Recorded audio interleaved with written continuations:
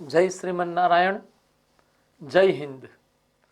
आजकल प्रयागराज में महाकुंभ बहुत जोरों शोरों से चालू हो चुका है और सभी भक्तजन वहाँ पर स्नान करने के लिए प्रयासशील हैं।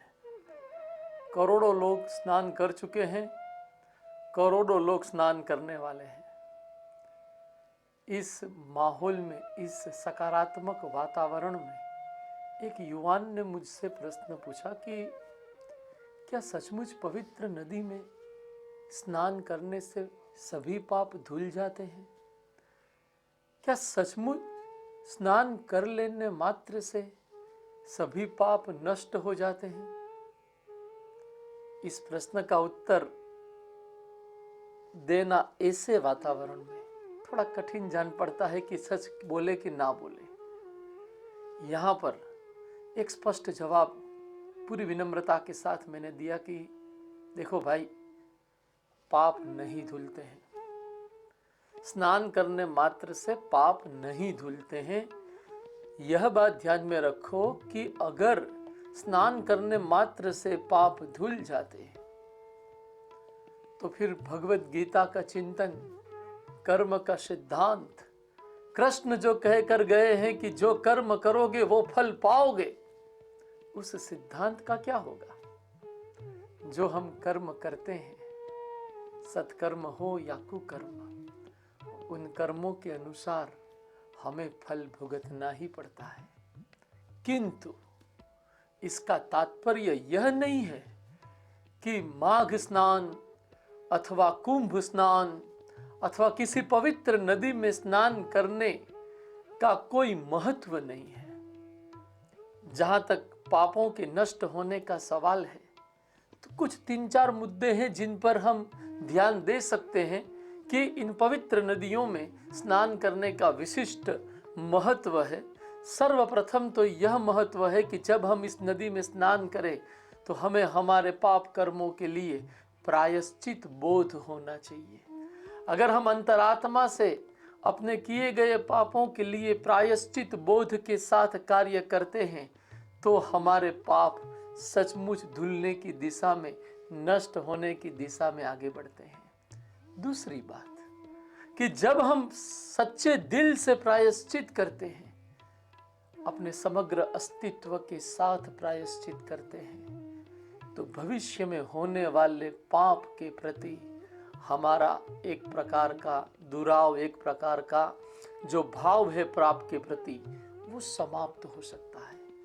कहने का तात्पर्य कि जब हम ऐसी पवित्र नदी में पवित्र भावना और प्रायश्चित भावना के साथ स्नान करते हैं तो भविष्य में होने वाले, हमसे होने वाले पापों में कमी आ सकती है।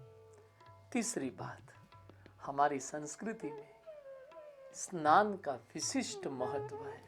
स्नान को शुद्धि से जोड़ा जाता है और यह स्नान की जो परंपरा है वो केवल 2000 साल या 2500 साल पुरानी है, ऐसा मानना उचित नहीं। क्यों?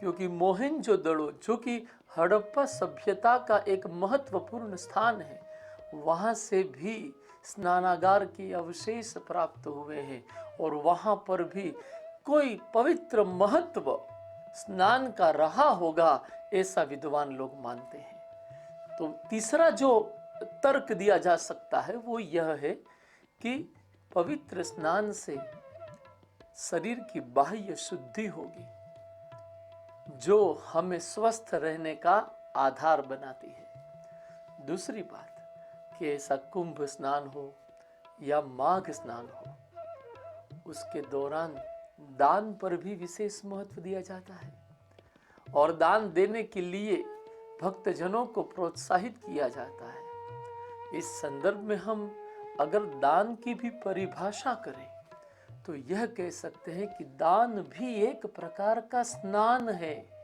जिसके माध्यम से हम हमारे अंतःकरण को शुद्ध करने की कोशिश करते हैं। प्रायश्चित बोध यदि अंतःकरण को शुद्ध करता है तो दान उस अंतःकरण की शुद्धि को एक नई ऊंचाई प्रदान करता है। पाप धुलते हो या ना धुलते हो, पाप धुलने की, पाप होने की संभावना बढ़ जाती है। हमारे तुलसीदास जी महाराज रामचरितमानस में लिखते हैं कि सुमति कुमति दोनों उर रहहि, नाथ पुराण निगम सकहि। अर्थात सुमति और कुमति दोनों ही हमारे अंदर अस्तित्व में है, और ऐसा वेदों पुराणों इत्यादि जैसे शास्त्रों में कहा गया है, नाथ पुराण निगम सकहि। तो जो कुमति है उसको समाप्त करने या उसको कम करने के लिए पवित्र नदी में स्नान, कुंभ स्नान उपयोगी बन सकता है। जो सुमति है उसको संवर्धित करने के लिए यह स्नान एक साधन बन सकता है। सुमति बढ़ती चले, कुमति कम होती चले, सुमति का प्रभाव बढ़ता रहे, कुमति का प्रभाव घटता रहे, यह पाप धुलना नहीं हुआ तो क्या कहा जाएगा। यह भी भविष्य में होने वाले पाप की संभावनाओं को समाप्त करने की दिशा में हमारे लिए अत्यंत सहायक सिद्ध हो सकता है।